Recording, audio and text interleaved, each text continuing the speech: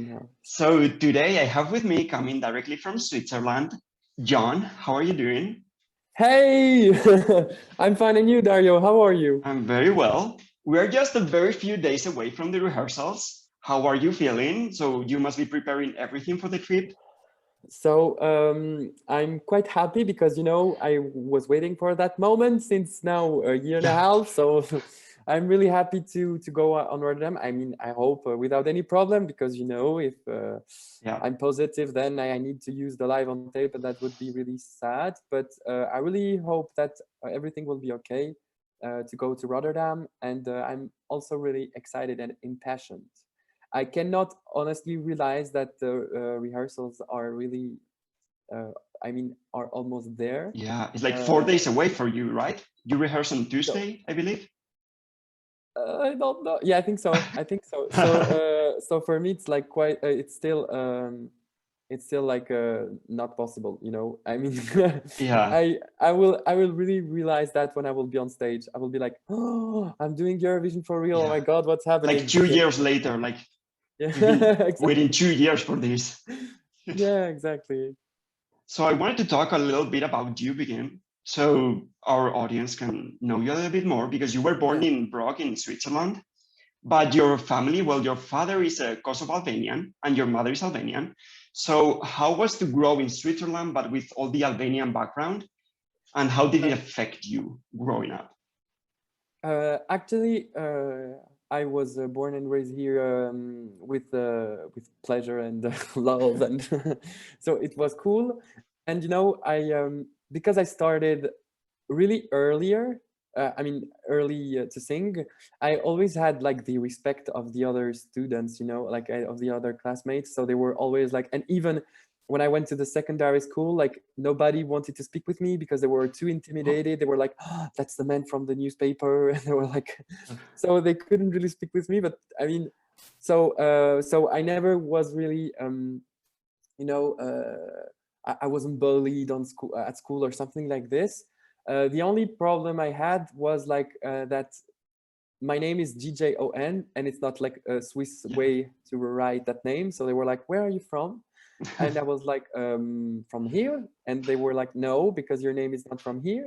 And then when I was in Albania, I couldn't really feel that I was from there too, because we have completely different Yeah. education, life conditions. And so sometimes I was like, yeah, why do I have that beautiful life? Because in Switzerland, you still have better conditions, and you're like, oh my God, and why my cousins and like those people sometimes have no electricity, or in Kosovo, for example, so I was like really frustrated, and I couldn't really feel that I was from one of those places. So I always was like doubting and always feeling ashamed by being both. I was like, Yeah. why did I not, like, when I was in Albania, I wasn't saying like I'm from Switzerland, and when Yeah. I was in Switzerland, I wasn't saying like I'm from Albania. I always was ashamed by that.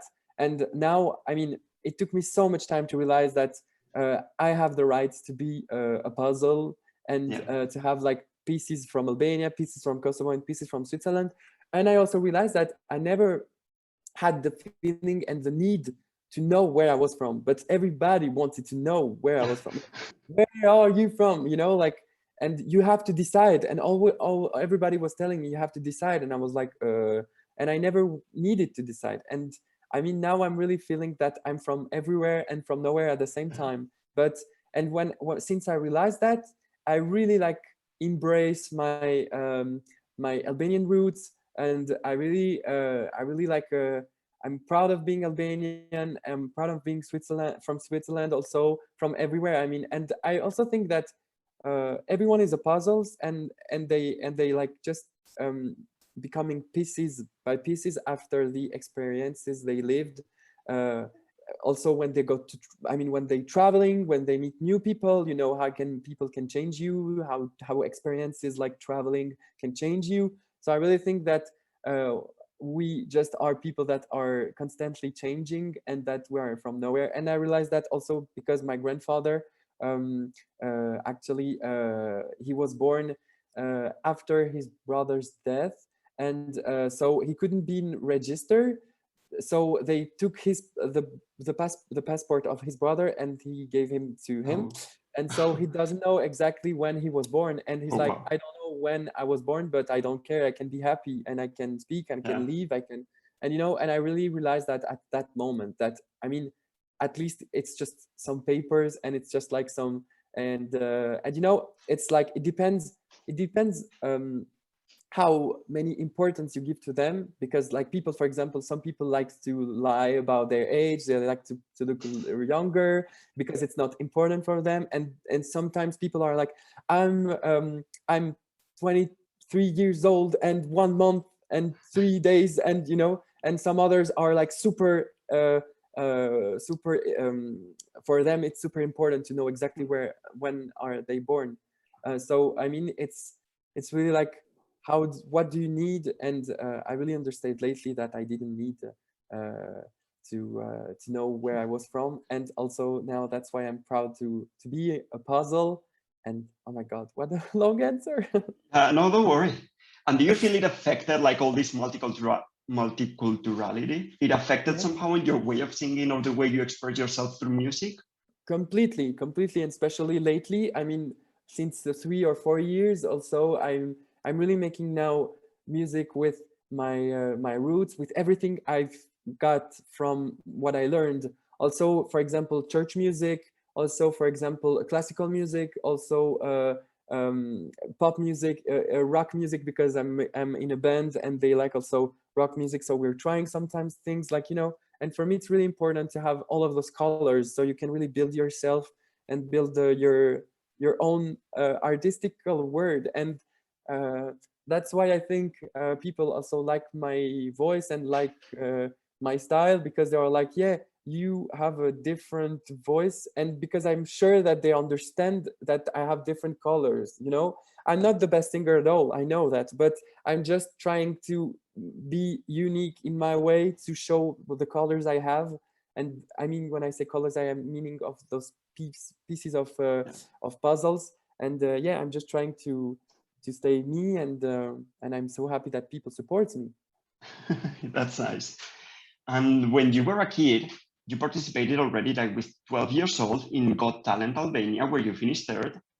And a few years later, you participated in The Voice in France. So you have a lot of experience, like singing on TV with all the cameras and everything. Do you believe it helped you while preparing for Eurovision, having all this experience? So yeah, of course, when you see like this, with distance, it looks like, yeah, I wanted to do every show that exists on the planet.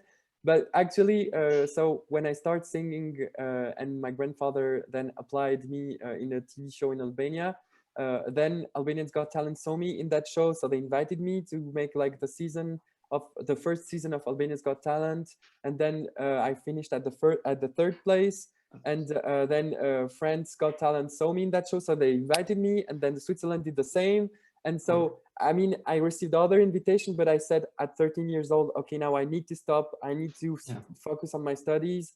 And I mean, I don't think I mean, of course it helped me, but not really at the same time, because it helped me to just to dare and to try things on stage, and to know that I can fail and to challenge myself. But I know I wasn't so, I mean, I wasn't so realizing what was happening. I Yeah. really realized the power of TV when I finished at the third place, and in Albania they were stopping me every 20 meters to make pictures with me. So at that moment I said, okay, something happened. Yeah. But I couldn't really realize that, because when you have just camera, you cannot imagine that. I mean, when you have just camera in front of you, you cannot imagine that impact. So I mean, it helped me, but at the same time, as I said, it didn't really help me, because I didn't know who I was at that time. I was just like, my grandfather was like, listen to Celine Dion, listen to Whitney Houston, because I had like a high voice, and he was like, yeah, just listen to those singers because they are amazing, and you should learn from them. So I was just reproducing what they were doing. That was like, play, okay, let's restart, play, okay, let's do the same, play, and but I wasn't doing my own music. So when I did The Voice, my mother subscribed me without telling me. Really? Yeah, I was making an academy, and like last concert of that academy, my mother decided to film me.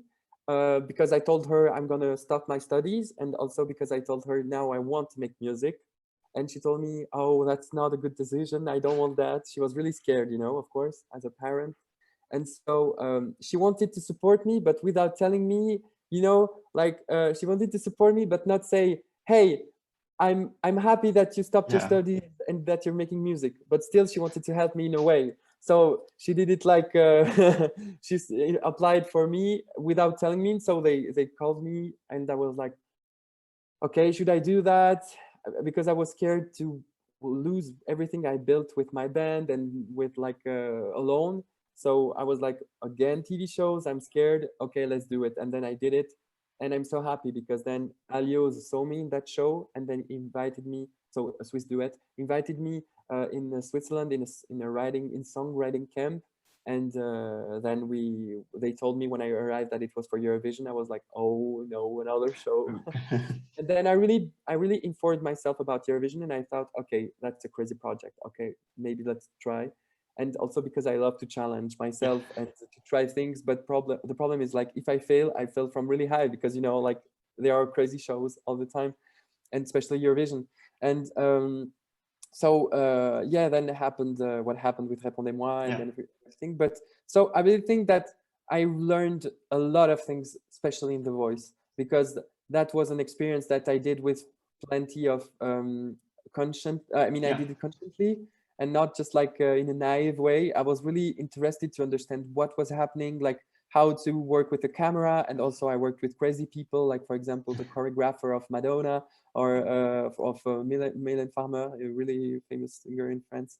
And I mean, there were people like, for example, the vocal coach of Mariah Carey, Aretha Franklin, and Beyonce. So you are working with crazy people, and that's what I liked. I was like, now I think, I mean, I have a step in the professional world, and I was Yeah. like, yeah, that's what I wanted. And so that's why I learned a lot, especially here. And going back to a Eurovision cancellation, because at the moment of the cancellation, you were one of the top favorites.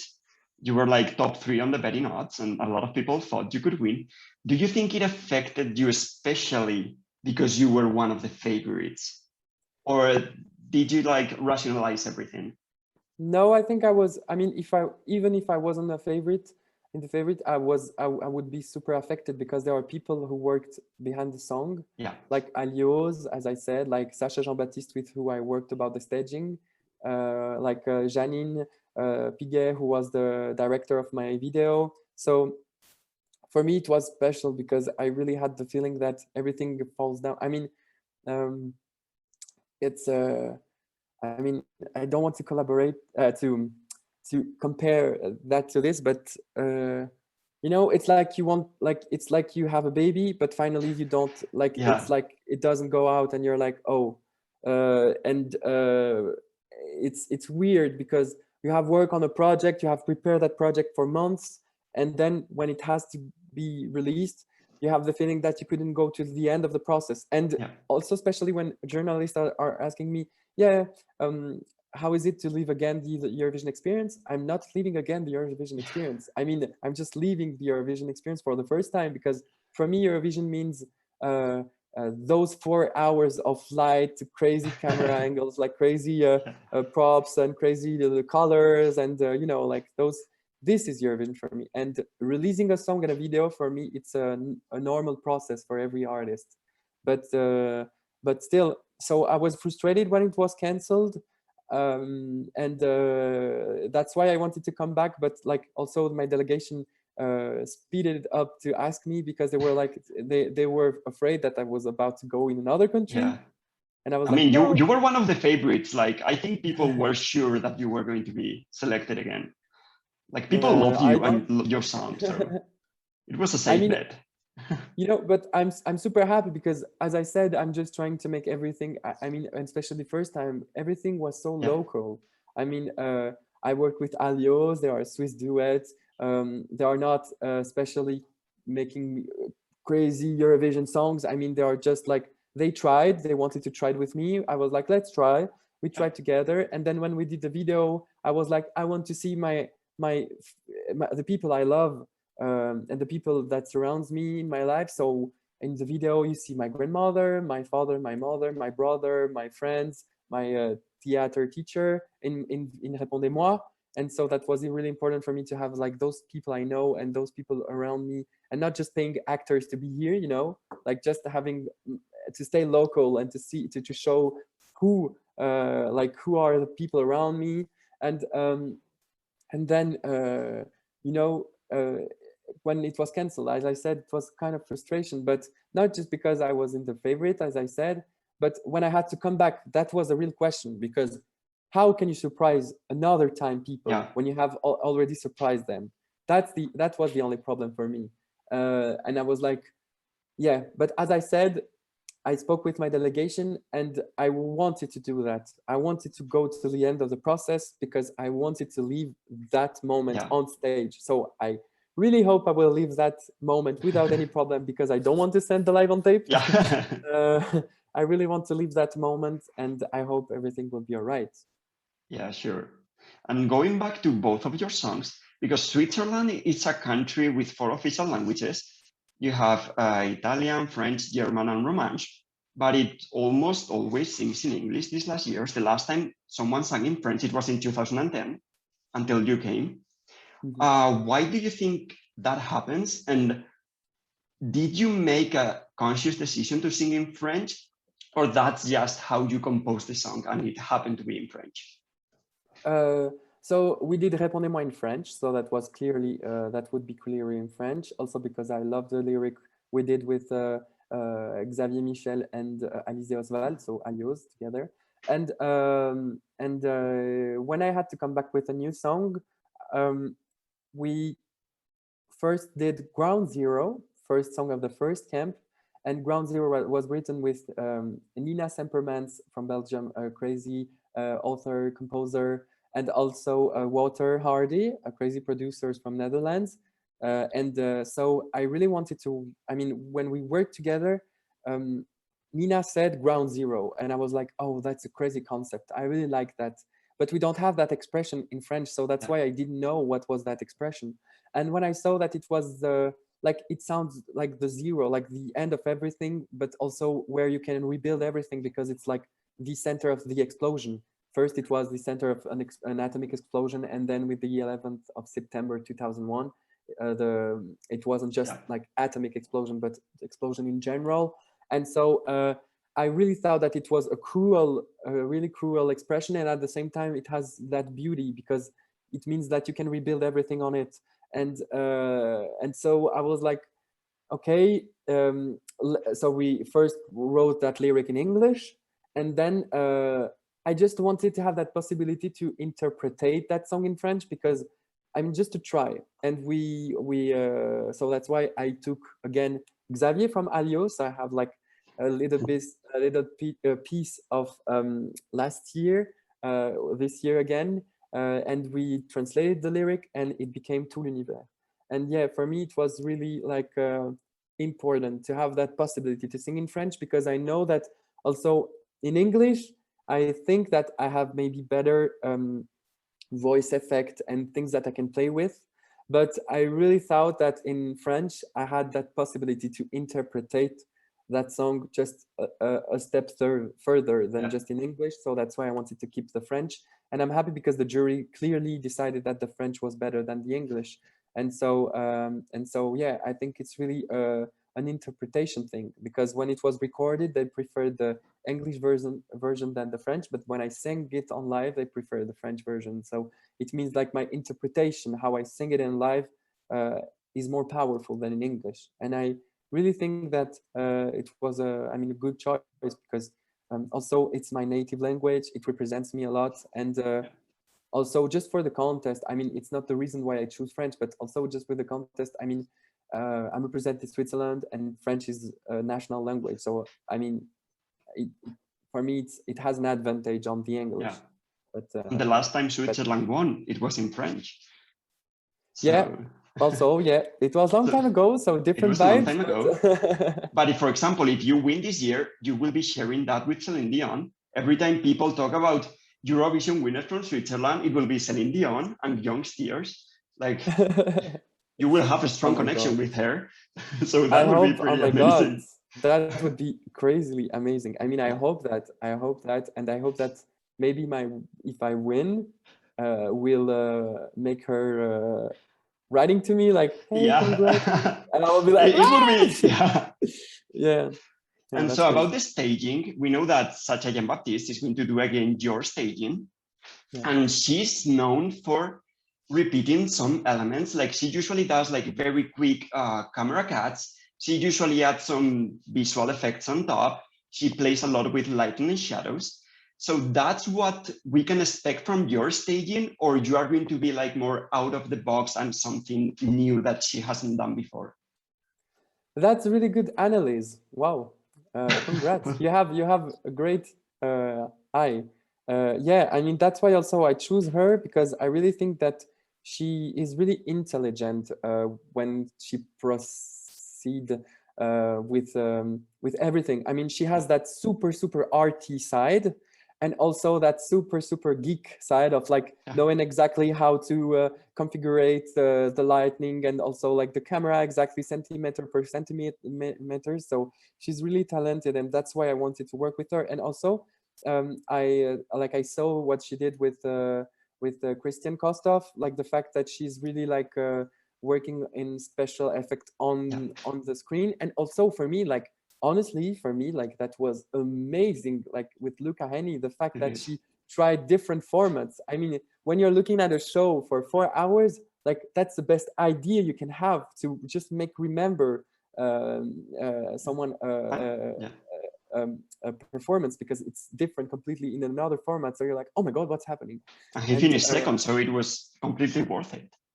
so I still don't know exactly about the camera, to be honest. So I mean exactly about the camera, what is going to happen. But because she told me and she explained me, but when we did the live on tape, she wasn't really here to. She was just per Zoom because she has other things to do, also rehearsal. So she explained me a bit the direction, but I don't know if what they shoot, if what they shot in the live on tape was what she wanted exactly, but I don't think so. But there are some elements that I think I can understand, and yeah, we will see. But of course, I mean, I'm so happy to work with her because also she's not just talented, but she's also a crazy, like a really incredible human.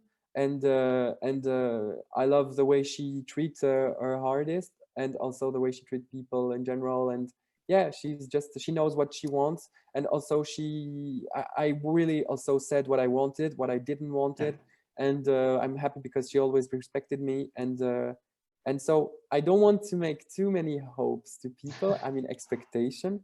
I just want to say for the staging that I will try to make something that I'm not used to do it. I mean, I will try to make something that I'm not usually doing. And I really hope people will like it. And also what I can say, I think now anyway, because I already said it once, I think so. Also, there is not real connection between the video and the staging, Okay. because we did the live on tape before the video, so we had to proceed. How can we work on the staging?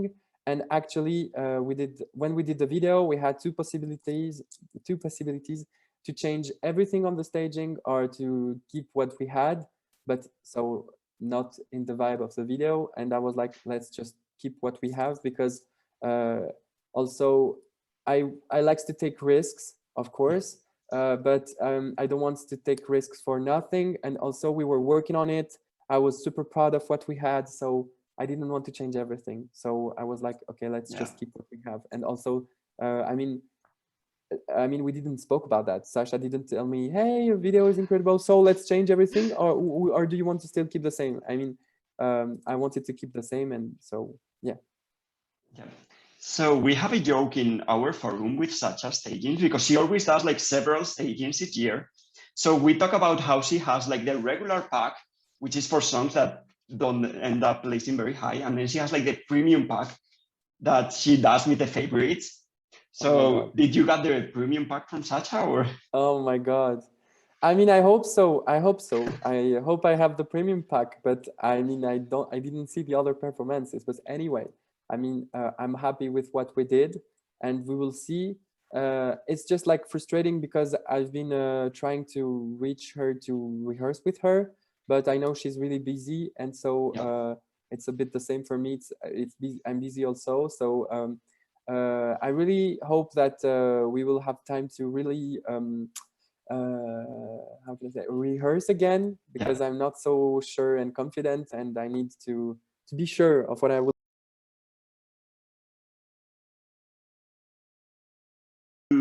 Well, just to finish the interview, I wanted to show you two different comments from the user in our forum. One of them is good and one of them is bad.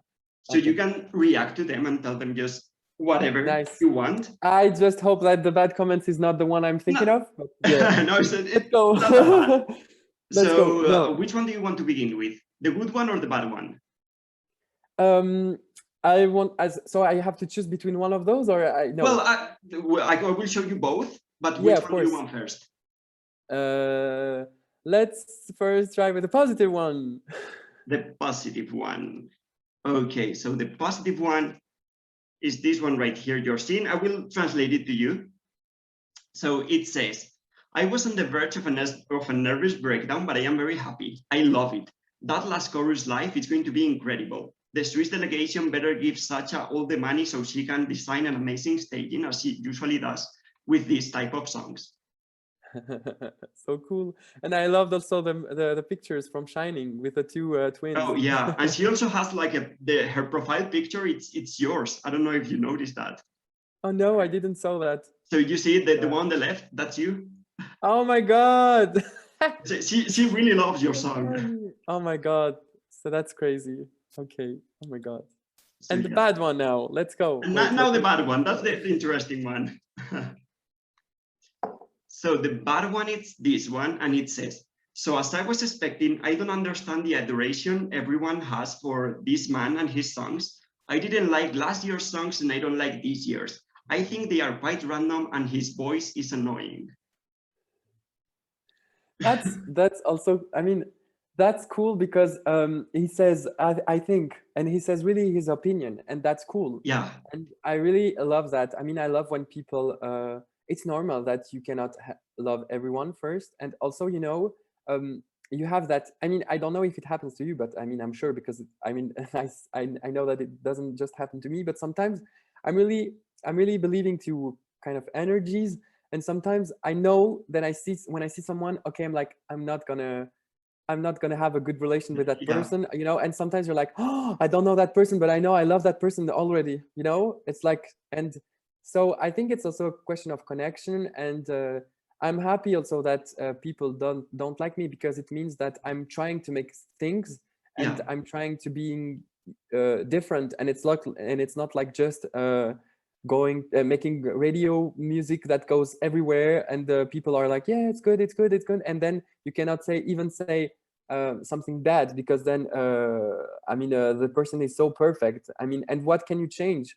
I mean, there are some people like this that for me, like for example, Meryl Streep, or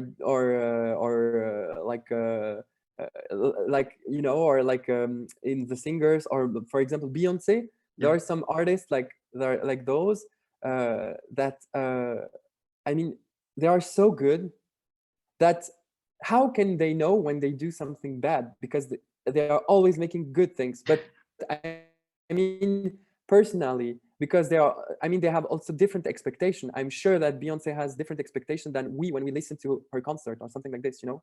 So how does she know when imagine when if she does something that people will not like it so much, or because she is the best, so how can she knows? And so it's cool. I mean, it's really cool. For me, I never expect to be on the top once in my life. I just try to make to challenge me, and to try to focus and stay at my own perspective of music, and to staying at my own expectation. But I'm singing for people, and I hope that people likes my song, and I not just like, but also I can touch them, even if it's in the bad way. And I love when people comes to me. It happens a lot of time. I mean, I remember when Répondez-moi was selected, someone from the jury, because then they did like a jury drink with like there were maybe 50% there. And I remember a woman came to me and told me, but you have a high voice. I have to tell you the truth. I didn't vote for you because for me, when you have a high voice, I mean, you cannot sing high when you are a boy. You should be a girl if you want to sing high. And I mean, for me, it's a comment I completely respect, because we are not born with exactly the same education, and I can understand her point, and it was say with a lot of respect. So I mean, and it's important for me to understand, and so it's also important for me to know, okay, is that comment important for me? Will it change my perspective of music? For example, in that case, not really, because I mean, for me, you can be a boy and sing high. I mean, there's no problem for me. And that's your voice, like you can change it. Exactly. And so, but I was really, really happy to hear that, because it's also the way you can be again down on earth, because when everything and when everyone is like, yeah, you're the favorite one. Yeah. It's really, I'm really proud of that. And because it's touched me a lot, because as I said, I'm not making music for myself, because if I'm making music for myself, I will just say I'm at my room and bother no one. But I'm making music with myself for people, to touch people. And so that's why it's important for me to hear those great comments, and also those more negative comments. I mean, when it's respectful, I really like to take it. When it's like, hey, sometimes I have like, hey bitch, are you trying to copy Duncan Lawrence? I'm like, what? You know? And people sometimes compare like really easily, because they're like, yeah, he has curly hair, he's brown, and like you know, like, hey, he's gonna be in front of his piano, and like I mean, Duncan Lawrence wasn't the first one to have curly hair and to play piano, and I mean, there are a lot of people before him, and there will be a lot of people after him. So I mean, it's just like sometimes people are rude, and just rude without any respect. But I can take it, the bad compliments too, of course. And I think it's really important to have both all the time, so you know exactly what you're making as a reaction to people. Yeah. So we have to finish right now, because I know you have a lot of interviews to do today, and we are running a little bit late. So no worries. I like to take my time. I just want to say thank you very much for the interview, and Thanks good luck in Rotterdam. Thank you for your interest. Goes well. And I hope to. I hope you will like my performance, and I hope like Spain will like my performance, because I was really happy to perform for the show, because like you know, it was like it was the way to show my song, and also you put me first on iTunes, and that was something that it was so unexpected. I mean, I never thought it would be possible one day, and especially Spain, because I love really the culture. And also I was in Madrid way before Rocio's show, like 2 or 3 years ago, and I really completely fell in love with that city, and like with Madrid, because a lot of people couldn't really speak English, so I had to understand how to adapt, and it was crazy. And I mean, it's a beautiful city. I love crazy places and crazy food also, of course. And I never got bored there, because I even fall in love, I mean, in Spain. So anyway, so it's a story for another interview, maybe. Yeah. Perfect. Thank you for your listening. Thank you for being professional, and I wish you a good day, and thank you for your support. You too. Thank you very much. Have a good day. Bye. Bye.